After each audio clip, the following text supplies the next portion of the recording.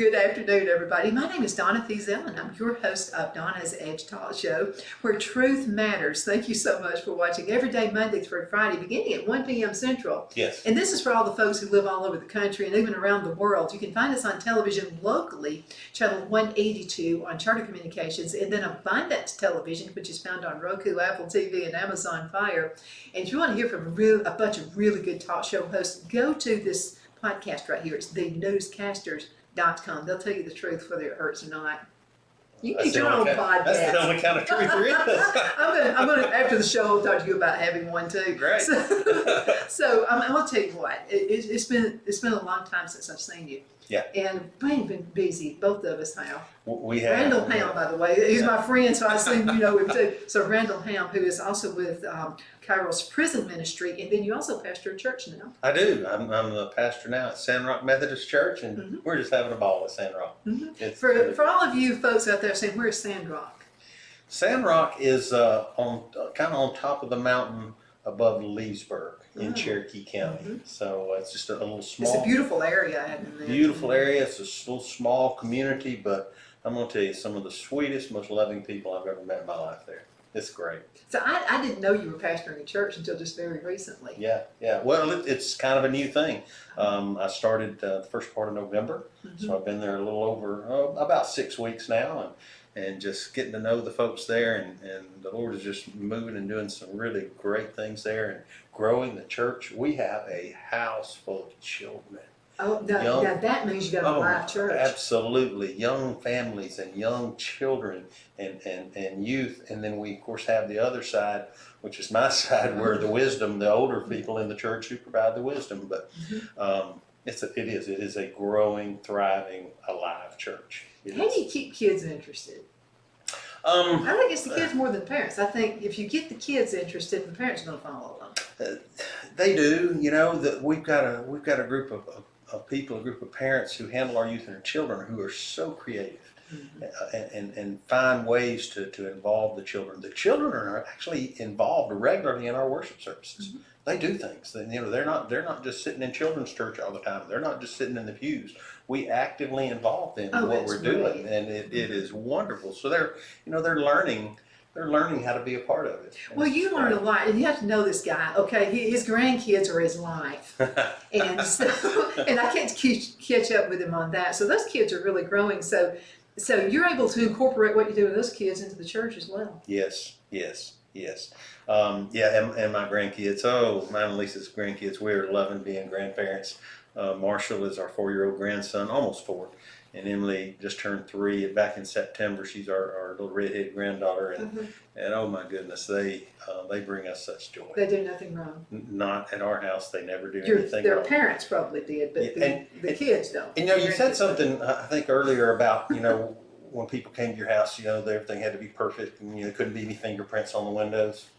Not at our house. Yep. Lisa found it really cool. I asked my mother. I said, "You're not my mother. Get out of my mother's body." Because I came to clean the sliding glass doors after Brad had made chocolate mess all over them. And she goes, "No, leave them, because I won't get to see him until..." And I'm like, "You get out of my mother's body." Yeah, Lisa went out and found some really cool wax-type crayons that are made for drawing on glass. So our sliding glass door and all. So it doesn't matter. They draw pictures, and then you just wipe it if we want to. Yeah. Now, what if they got fingernail polish and put it on there? Well, they don't. They put that on my fingers and toes. Do I look shocked? This is a man who has run companies, but his grandkids are around, he melts. Yep. It was with the city council, by the way, Fort Payne. Yeah, Stern, let's run the city. Let's run the town, okay? You were very good at it, but no nonsense. I mean, it was like it had to be run right. That's right. Grandkids are just... They change you. They change you. I don't have grandkids yet, so I don't, but I'm hearing all my friends talk about it. It sounds like it's a blast. It's the best thing this side of heaven. But kids, really, out of their mind comes the truth. We talk truth matters. It really does, because you can ask a kid, "Do I look fat in this?" They'll tell you. They absolutely will. I don't cringe, but I'm always kind of a little on edge anytime they hand a child a microphone in church. Oh, yeah, me too. Because remember the old art link letter, kids say crazy things. That's whatever. right. That's right. Yeah, yeah. But yeah, They will absolutely. But yeah, Donna, the last year has been amazing. Just so many things going on in my personal life. So many things going on in ministry, in the state prisons, and in the prisons at the jail in DeKalb County. The Lord is still doing a mighty thing there. And then, of course, then stepping into this pastoral world of Sand Rock, it's been a crazy year, and I've still got a full-time job. You don't have anything else to do you? No. Sleep, 30 minutes a day. I know how you feel. So I've known him for years. I know Randall, and so you've been involved with the prison ministry for a long time. I have. So I've just started getting involved with a ministry, and it's called Father's House, and it's in Geraldine. I'm familiar with that. And I'm gonna tell you what, they minister to me. And so I go there and we do crafts and stuff. Mm-hmm. Just work with your hands, and we'll talk about things. It's like I count the minutes until I can be there. I can't wait. Yep. And I'll get there a little early and go, is it okay if I come here? And they will just love all over you. Yes, absolutely. And I'm very familiar with that program, and that is a so great misunderstood program. Yes. And kind of that idea is the same thing that happens a lot of times to me when I go into the jails or when I go into St. Clair prison. I mean, I get loved on, and I get poured into by the guys who I'm supposed to be. That's it. No, I'm supposed to be doing this. But it's. They'll just when I walk in the door, they'll just yes. parade around me. It's just Yes. like I'm something and I'm nothing. Well, there's been a tremendous change in their lives. They've come from a place. They've come from a place that was just a terrible prison, and I don't mean a prison with bars. I'm talking about a prison inside their own lives, and now they're free and they're different and they're enjoying it and they're living in it. Yeah. I asked them one day. I said, "So what does freedom mean to you?" And every one of them just smiled at me.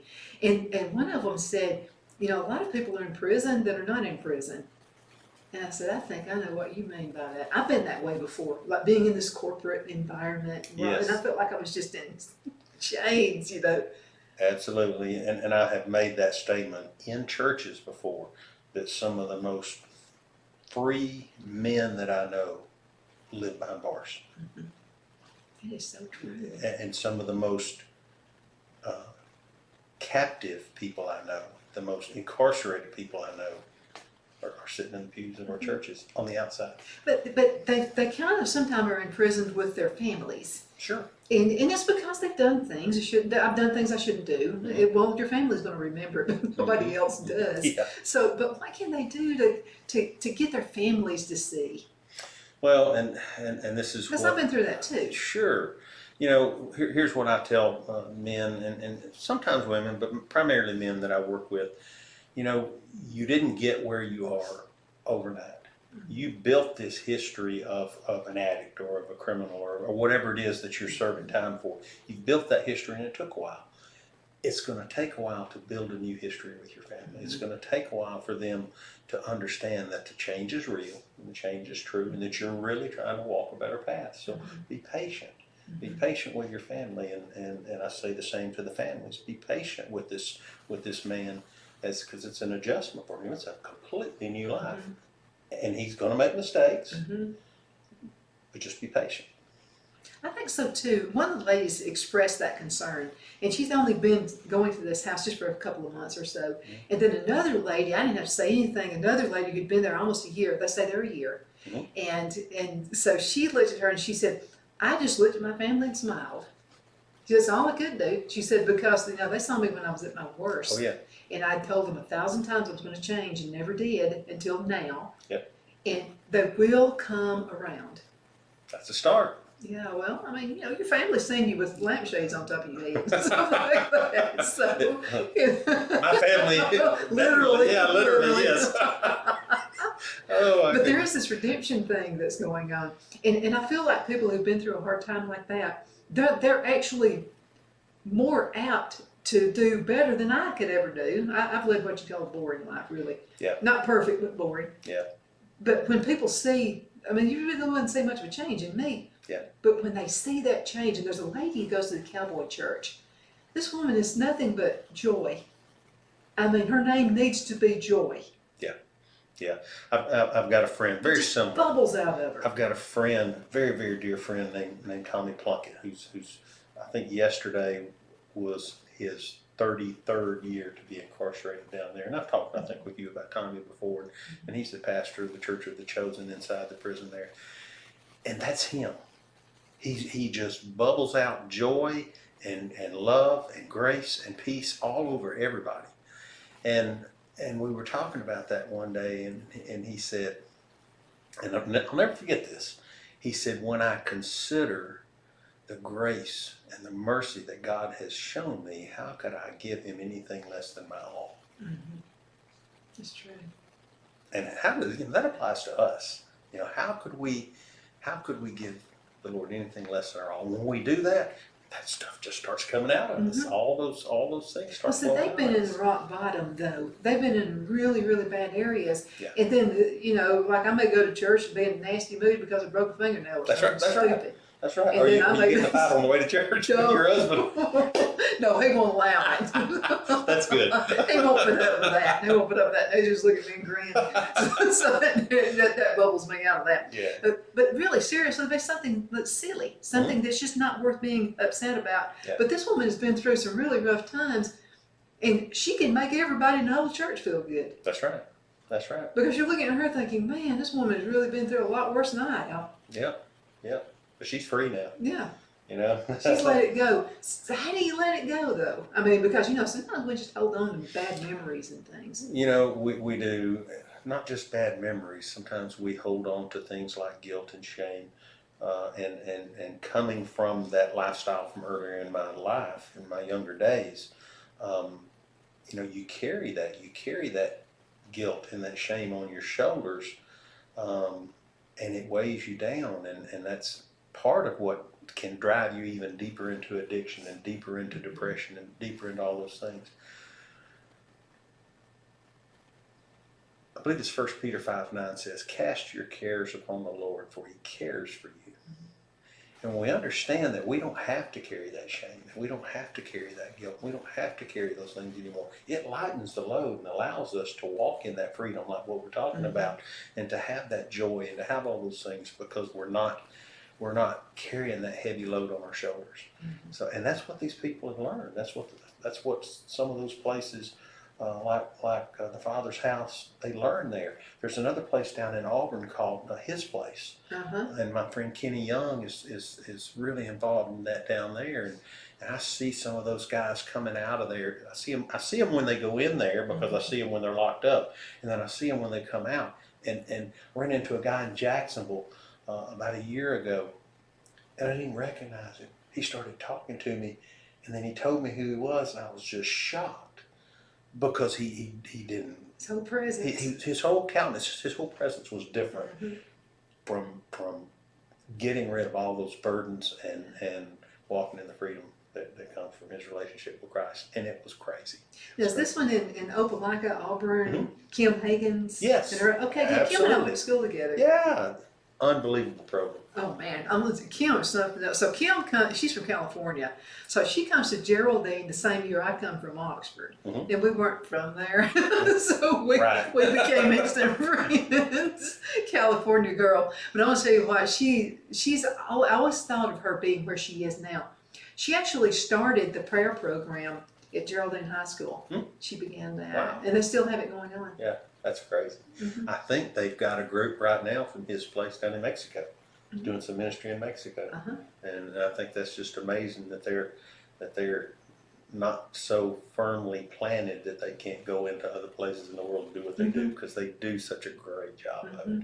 It's an amazing program. And sometimes if you start a program, you need to move away from where you're from. Yeah. And go somewhere else. Jesus had to do that. Well, yeah, he did. What time to? He moved around.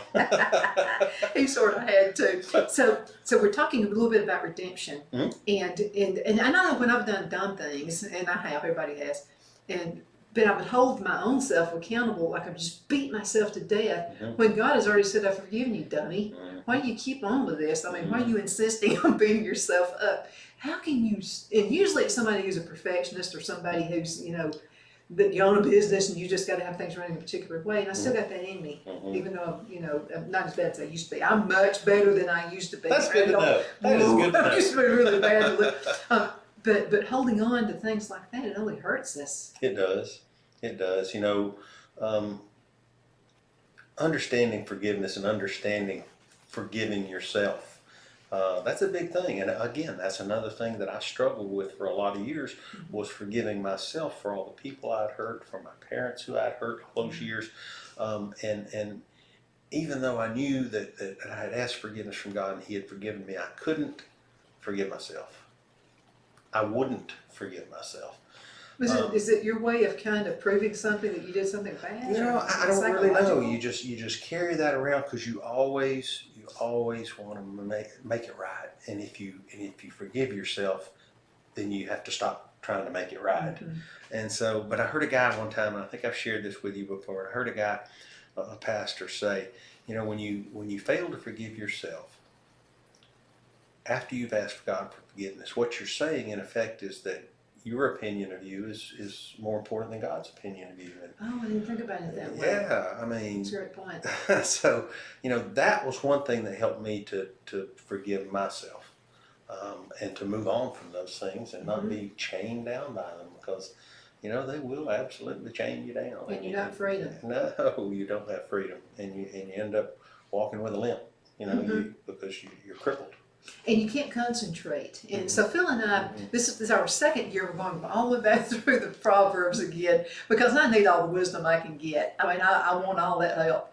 And so we're going through several of the verses, and it says that, in essence, it's just, you're not able to do anything. You can't have your place in life, basically, I'm paraphrasing, if you don't rid yourself of that. Yes.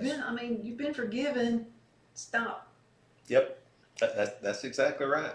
That is exactly right. And another thing and this is something I actually shared with the men at the DeKalb County Jail last night. Excuse me. When you're bearing that burden, and when you're bearing that guilt, and you're looking at yourself like you're terrible because you did that, you can't love yourself. And people sometimes look at you funny. Look at me funny when I say, you need to love yourself. Uh-huh.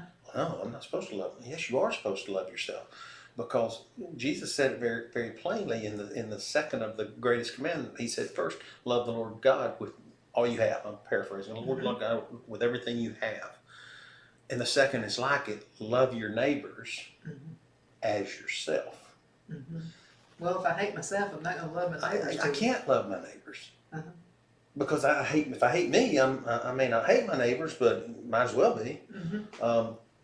And again, that was an experience I walked through. When I forgave myself, began to love myself, I began to love others better. Mm-hmm. I began to be able to love the way God intended me to love, not with my love, but with the love He poured through me.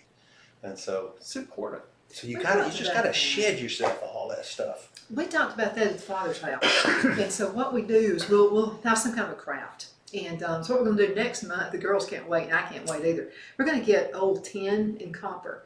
And we're going to get potato chips, and you're going to be a little weird. I'm all about potato chips. You can't eat them.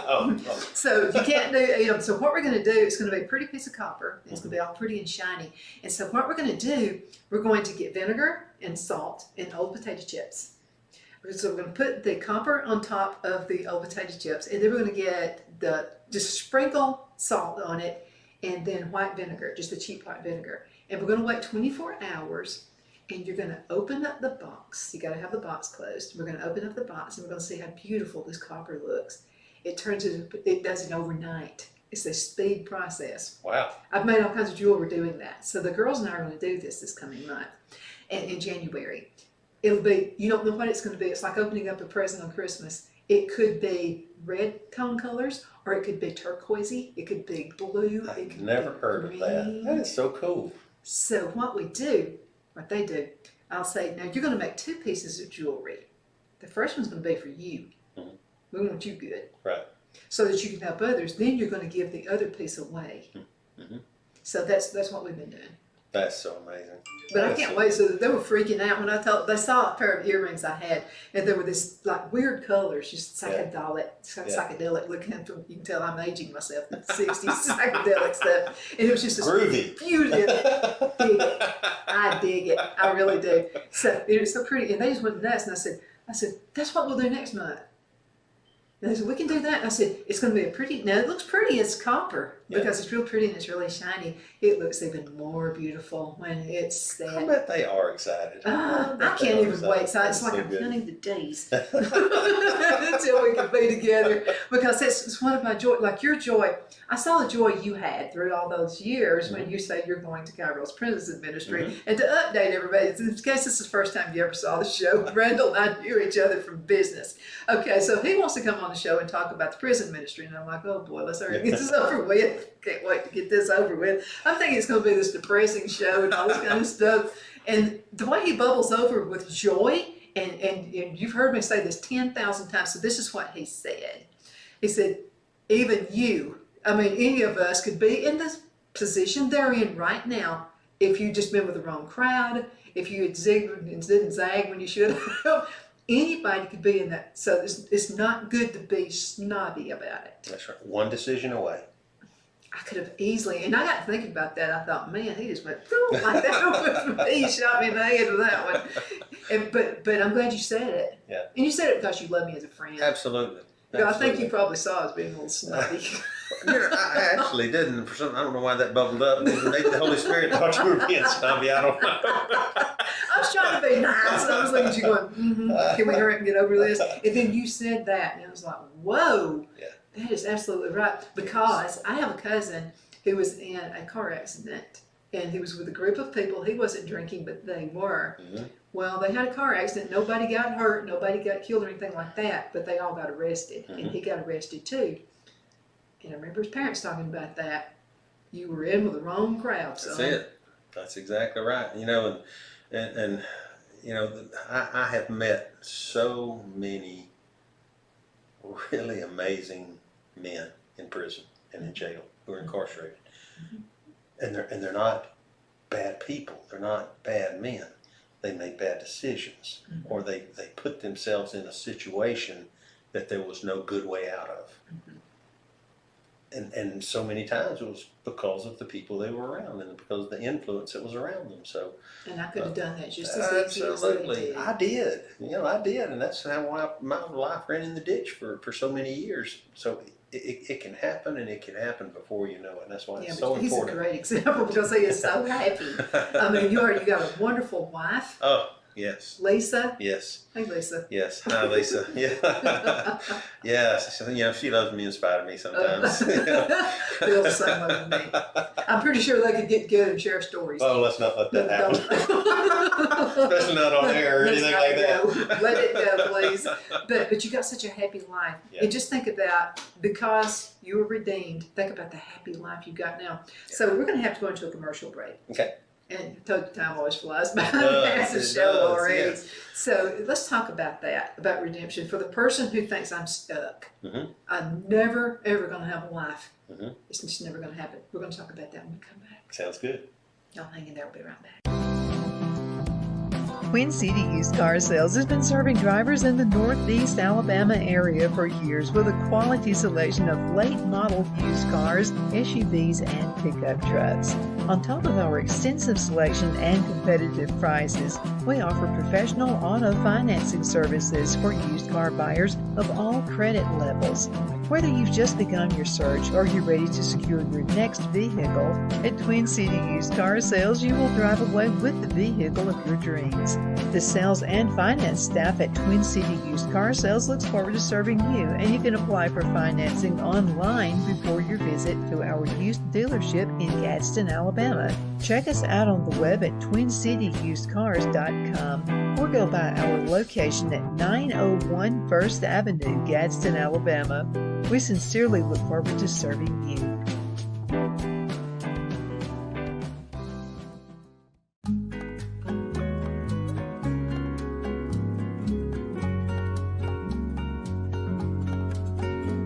At Lamone's Mexican Restaurant, located in Henniger, Alabama, and voted Best Mexican Restaurant of DeKalb County, Alabama 2020, we're here to serve you with authentic Mexican cuisine. Order easily online by going to lamonsmex.com or call 256-657-3999 to place your order.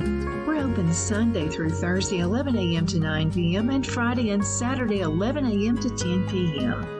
Whether you're celebrating a cozy date night for two or a celebration for a crowd, at Lamone's you'll love our atmosphere and friendly servers. Thank you for dining with Lamone's Mexican Restaurant.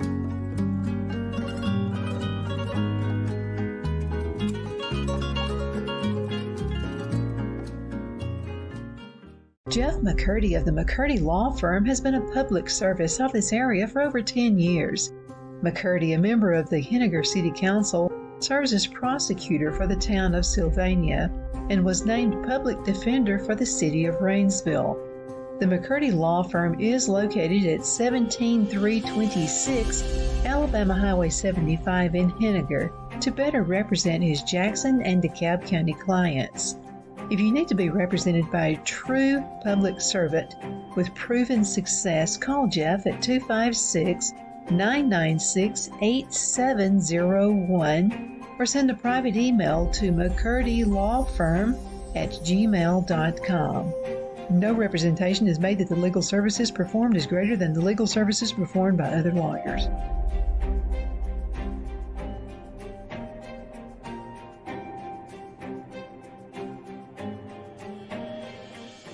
At Liberty Bank, we're all about community, whether it's to help with a charity fundraiser or help families in need. Toys at Christmas or a local football team, we're here for you. You see, we realize the importance of family. Sometimes it's to build a new home or necessary home repairs. We're here for you.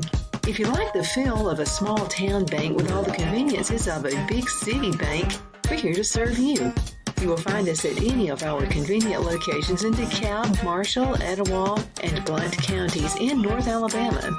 You can call and speak with any of our friendly staff at 256-659-2175 or check us out on the web at libertybankal.com. And thank you for your support of our community. Member FDIC Equal Housing Lender.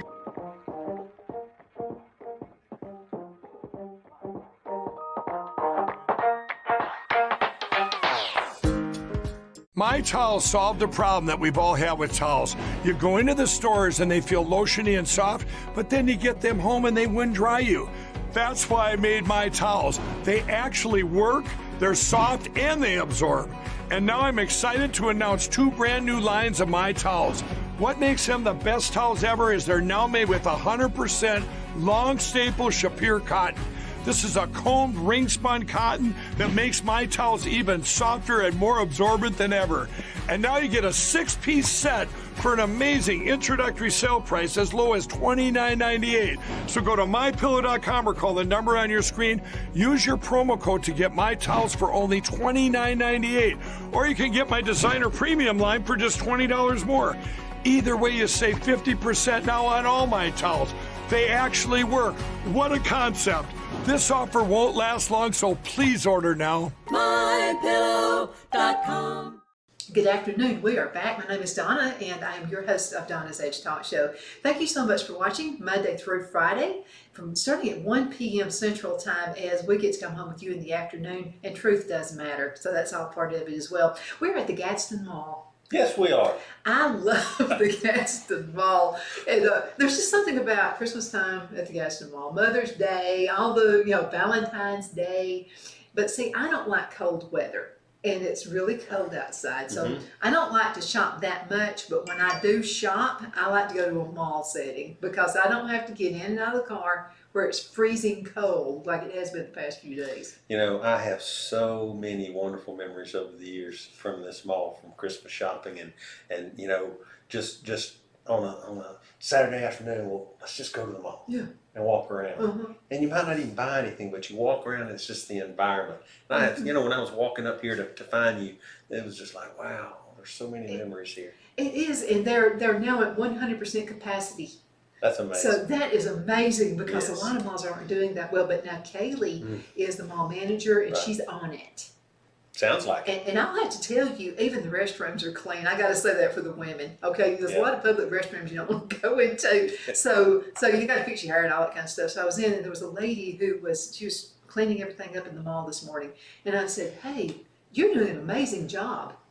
And she is. I mean, she said, "Well, I don't want it dirty in here." And I said, "Well, it's nice. It's really nice." And the people who are working, all of the store people, I'm meeting all of them. They're all wonderful folks, real friendly. Well, I go a lot of places traveling for my day job, and you're right. Lots of places I go, you see empty and abandoned malls, and it's really great to see the Gadsden Mall thriving that way. The mayor here is an awesome guy too. Yeah. He's a real good guy too. John Merrill was my first guest, and so he said, I heard you going to Gadsden. And I said, "Yeah." I said, "I got a contract with Gadsden Mall." And he said, "I'm going to be your first guest." And I said, "All right, man. All right, you're the first guest." So he was. And so he's friends with the mayor too. So he gave him an excuse to come here. John's a great guy and a dear friend of mine. And He's running the city good. Yeah. And I wanted to say one more thing. You don't have to worry about this is a safe mall. I've been in some malls, especially when we're living in Charlotte, not knocking my Charlotte friends, but there were some I wouldn't go to in the daytime, let alone at night. Yeah. And this is safe because Kaylee won't put up with riffraff. She just doesn't. Well, that just all that does is enhance the people's experience that are here to enjoy it and to shop and do those things. Exactly. To come and see a movie or to do whatever they're doing, and that feeling of safety, especially in the world we live in today, is a big deal. A weird world. Weird is putting it lightly. Well, I'll just have to tell you. Truth matters. Kaylee, truth matters. Kaylee, I wouldn't mess with her now. Yeah. If I'm a thug, I'm not gonna mess with her. Yeah. All right. So she won't put up with it. So if your family would like to go to the mall, you can feel safe to do that now. Very good. Absolutely. Randall Ham is with me right now. We're catching up. We have been. This is just like old hometown. It's been a while. Yeah, absolutely. So you pastor a church now. I do. I'm the new pastor at Sandrock Methodist Church in Sandrock, Alabama, and that's just a stone throw away from Leesburg, which people are probably more familiar with. Not too far here from Gadsden either. Absolutely not. No. Maybe 20 minutes or so, 25 minutes. If you're looking for a church and you're new in this area, you might want to check them out. Because I know Randall. I mean. Well, I'll tell you what.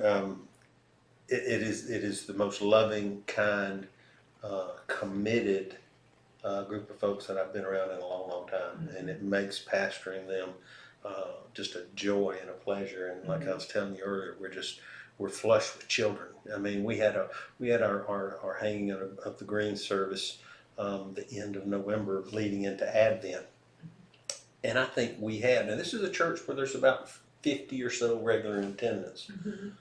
We had 25 or so kids. That's grand. Unbelievable. That means you got a live church. We do. Live. Worry about churches who don't have kids in them. I have been to many in my previous role as a fill-in, as a lay speaker, going around to different churches and filling in. I've stepped into many churches who just didn't have that vibrant feel, that vibrant air with families and young families and children, and that's not to say anything about the older generation. They are so committed, but if you don't have that life in the church, the church is probably not going to survive unless something changes. So I was talking with a pastor friend of mine yesterday, and he said, "Well, man, you hit the lottery." And I was like, "I did. I hit the church lottery. Absolutely, I did." And so, Sandrock Methodist Church is just a great place, and we'd welcome anyone who is in the area, lives in the area, or even just visiting the area. A lot of people come to Weiss Lake. Under the water and all that. Find your way to Sandrock Methodist Church, and I guarantee you're gonna get loved on. We're gonna teach you so many ways. You're gonna like one of them for sure. And I say this about Lisa: she's the perfect pastor's wife. She is Loving that loving yes, and she loves wise. She's so wise, and I've said that about her so many times, and she continues to be my wisdom and the one that I lean on, and the one who sets me straight when I get off track too. Now, she will bring things to my attention that I don't see, sometimes in my own life, and I'm thankful for that. Well, women don't know. Or they'll notice things that a lot of you guys don't notice. You think? You know? Of course, she's feeling me this other way around. But it's so important for a pastor's wife to be that way, you know. And you guys have this relationship where you can. That's exactly right. We are truly one.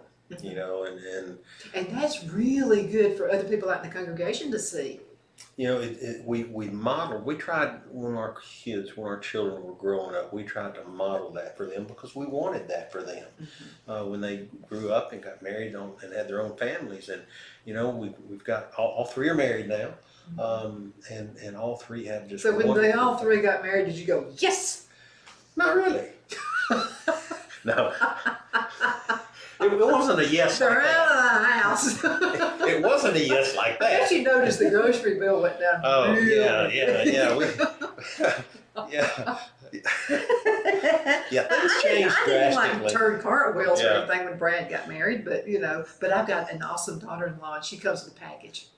Yep, absolutely. But you know, it did, and I've shared this with folks before, Donna, over the last few years. You know, my family was kind of dwindling. You know, my immediate family was kind of dwindling, and there weren't a whole lot of us left. But over the last 3 or 4 years, 5 years, my family has just grown. All these and people are grown. coming in. And yes, That's a great extended family, and I'm just so thankful for it. So. So you and I are kind of at the age now where we can be kind of like our grandparents. You know, our grandparents were they weren't the rulers or anything like that, but they were the fixtures. And we always felt like they kept the whole family together.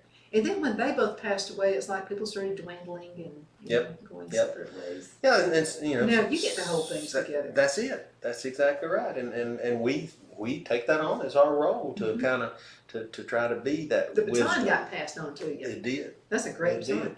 did. You just have to make sure you're ready for it. And part of that is being one, you know, and being that model. So we're very blessed that our three sons saw that and received it, and they're doing those things in their own marriage and in their own families, and it's just so fun. That's a to beautiful watch. thing to see. You know, it just gives us such great joy. You know, we got some of the best daughters-in-laws on the face of the planet, and grandkids. That's what I say about my daughter-in-law. If Brad ever does something stupid, she's going to be us. Which is not going to happen. He cherishes her. Yeah. But you have to raise your kids to cherish their spouse. I mean, You do. That's the You biblical do. way too. It is biblical, you know, and there's several places in Scripture that talk about that, and it's very important. And if you'll base it on that, if you'll base it on a husband being the spiritual leader, leading in a good way, being surrendered to the Lord is important. You know, I don't know if we want to go down this road or not, but you know, some husbands will take the scripture that says, "Wives, submit to your husbands," and they use that as a weapon. They forget afterwards. Well, Jesus cherishes us. Absolutely, he does. In spite of my faults. Absolutely. So, yeah, we should absolutely, as husbands, we should lead, and we should cherish our wives. And by the same token, wives should cherish their husbands. And you're going to find this really strange. I've said this before.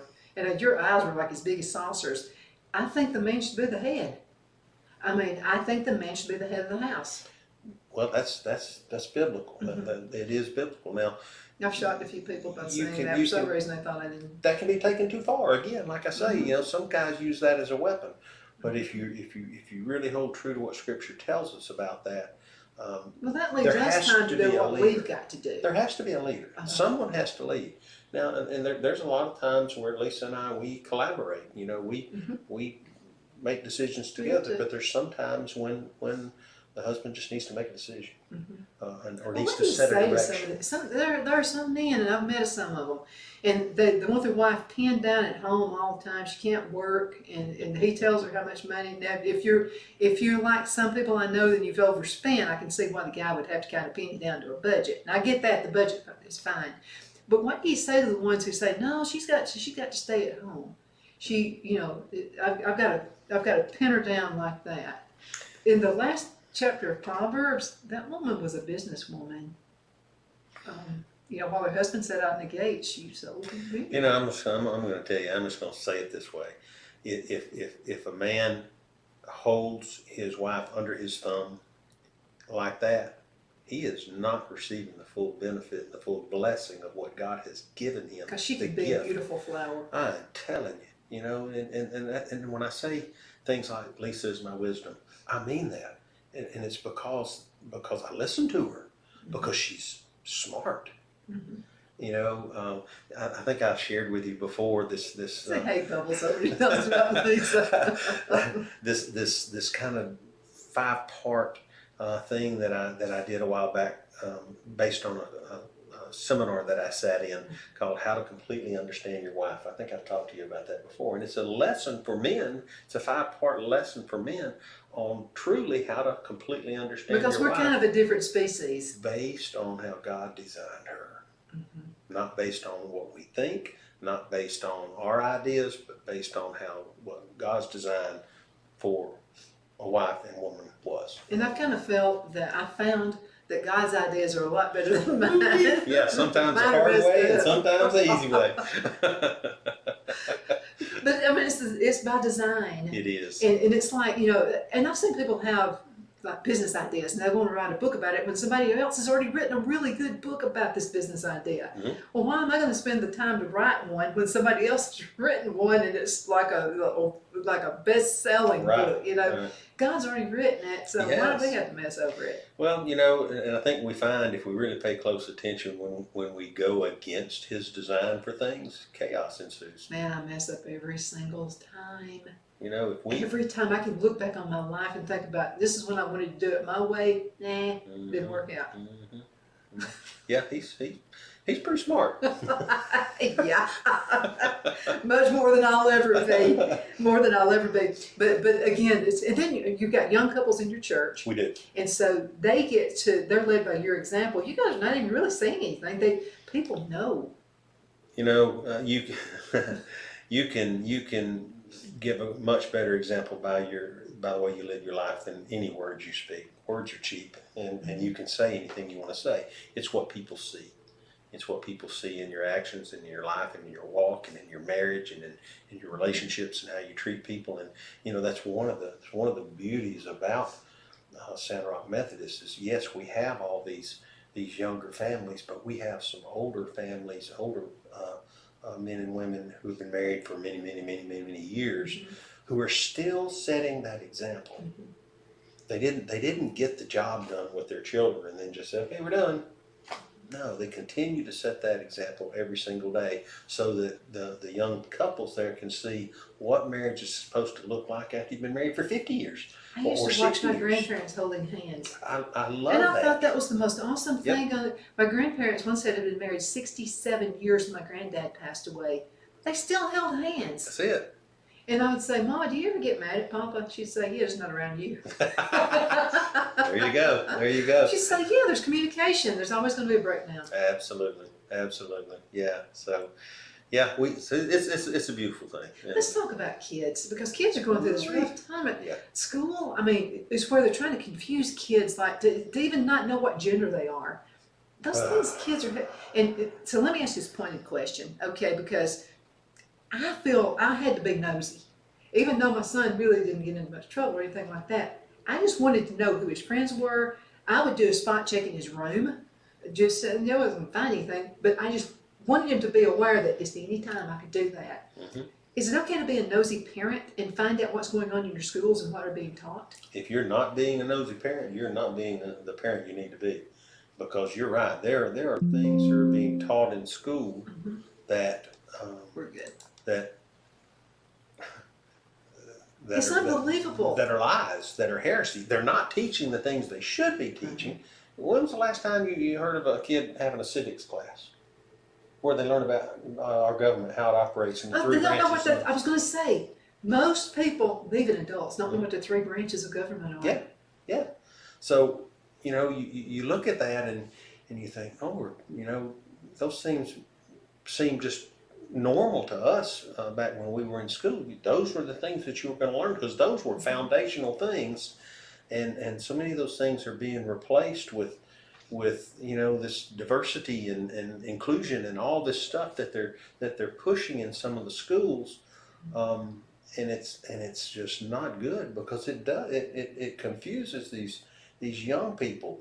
Their You minds. got to have a good foundation. Their minds, their brains are not fully developed, so they don't have the ability to discern and to reason what's true and what's false. And sometimes they'll just listen to what an adult tells them, no matter what the adult tells them. And that's not their fault. It's just that they're not to that place in their physical maturity yet of the way their brain functions to know any better.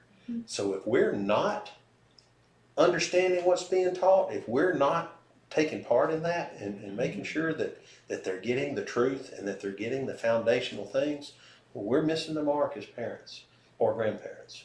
Well, you know something, and I think I've told you about this, I got really upset when Brad, it was in the 90s. So Brad comes in from school with a note, and it said he needed a calculator from his teacher. And I'm thinking he's messing with me. He just wants a calculator. because he wants a calculator so he can cheat on math.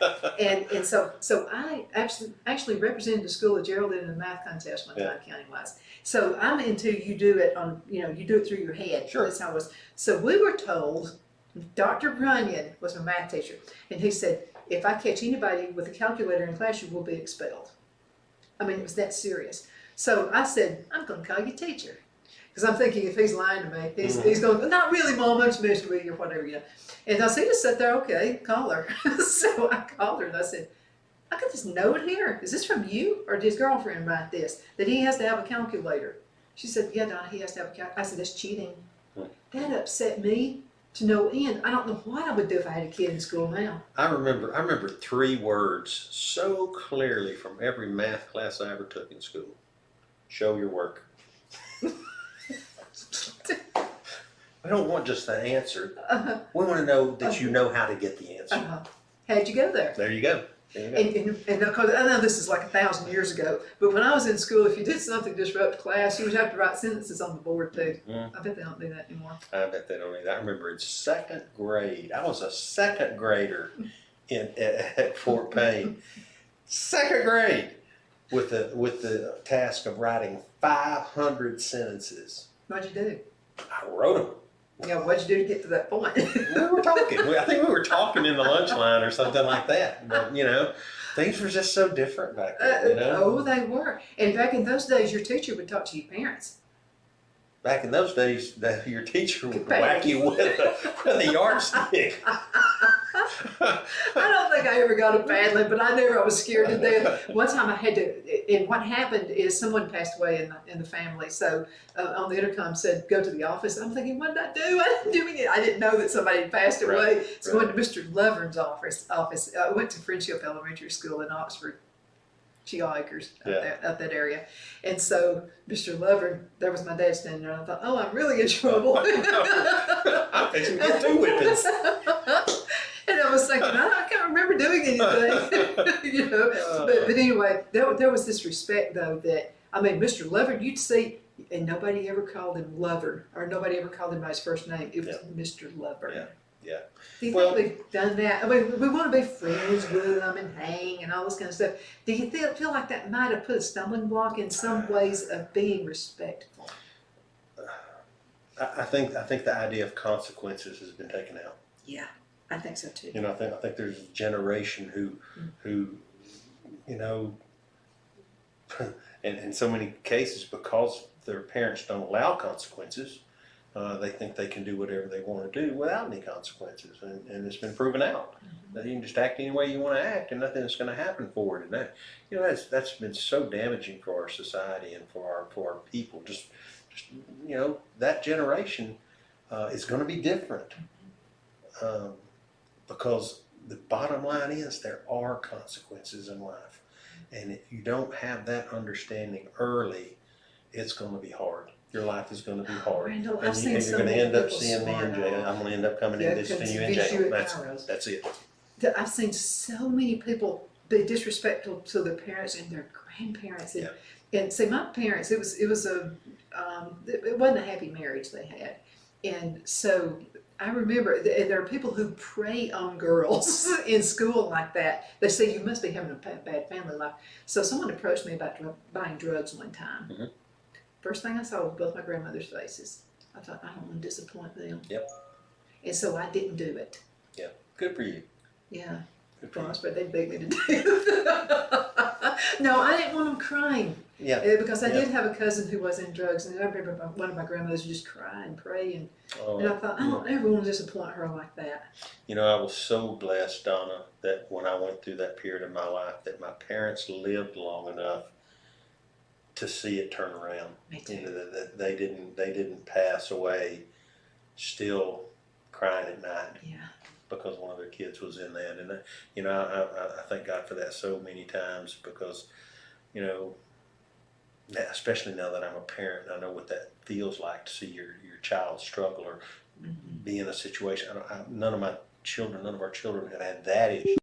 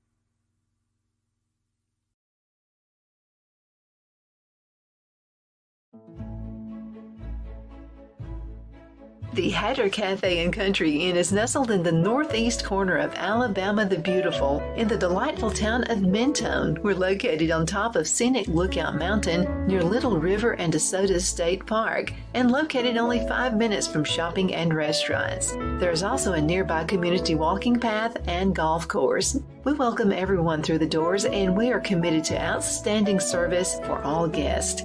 At the Hatter Cafe and Country Inn, we invite people from all walks of life to come and get away from it all, enjoy the open spaces, treetop views, fresh, clean air, and experience Southern hospitality at its finest. We look forward to hosting you. To reserve a special event, or if you would love a special getaway at the Country Inn, you can call us at 256-634-2018. At Liberty Bank, we're all about community, whether it's to help with a charity fundraiser or help families in need. Toys at Christmas or a local football team, we're here for you. You see, we realize the importance of family. Sometimes it's to build a new home or necessary home repairs. We're here for you. If you like the feel of a small town bank with all the conveniences of a big city bank, we're here to serve you. You will find us at any of our convenient locations in DeKalb, Marshall, Etowah, and Blount counties in North Alabama. You can call and speak with any of our friendly staff at 256-659-2175 or check us out on the web at libertybankal.com. And thank you for your support of our community. Member FDIC Equal Housing Lender.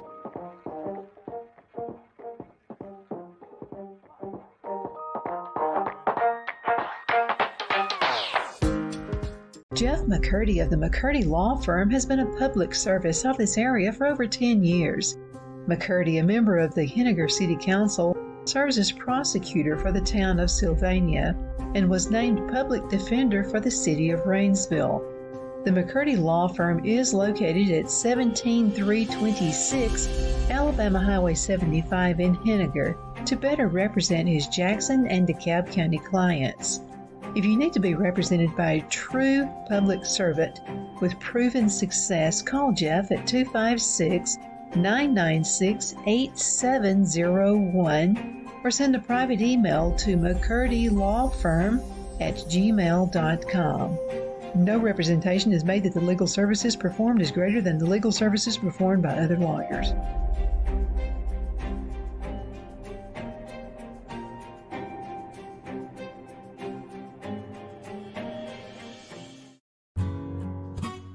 The only place I buy my beef is Lone Tree Ranch in Collinsville, Alabama. Their cattle is born and raised on their ranch, grass and grain fed, and you can feel confident when you serve your family and friends because their beef is all natural and no antibiotics or hormones are added. You can buy whole beef or perhaps go in with family or friends and buy half. Their customer service is number one as they take care of the delivery to their local processor and can deliver to your home for a small added fee. They also offer herd replacement heifers. I always call Lone Tree Ranch in Collinsville, Alabama for my beef specialty recipes and cookouts, and you can too. Food shortages are increasing, so buy local by calling 256-523-6462. That's 256-523-6462.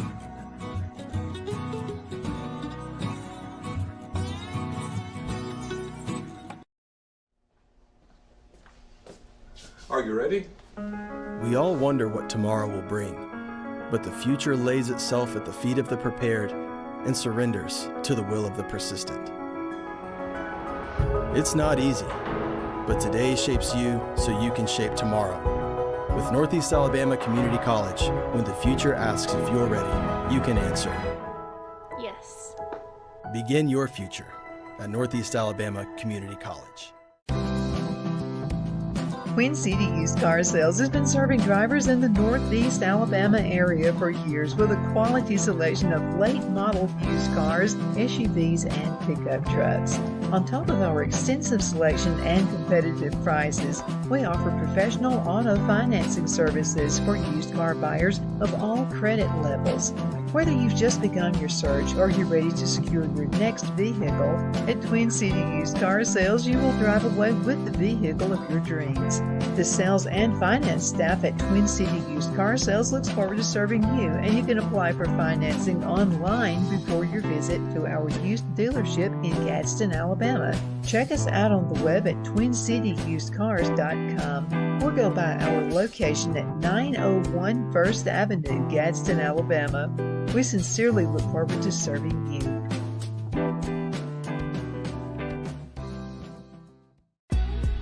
Donna's Designs offers a line of handmade memorial, wedding, and keepsake jewelry that launched back in 1970. I'm a self-trained jewelry designer, and I will work closely with you to create unique designs you can love and treasure for years to come. Whether that be flowers that were used in a funeral arrangement or stones you found on the beach at a memorable trip, call me at 256-659-4319, and let's think of the possibilities.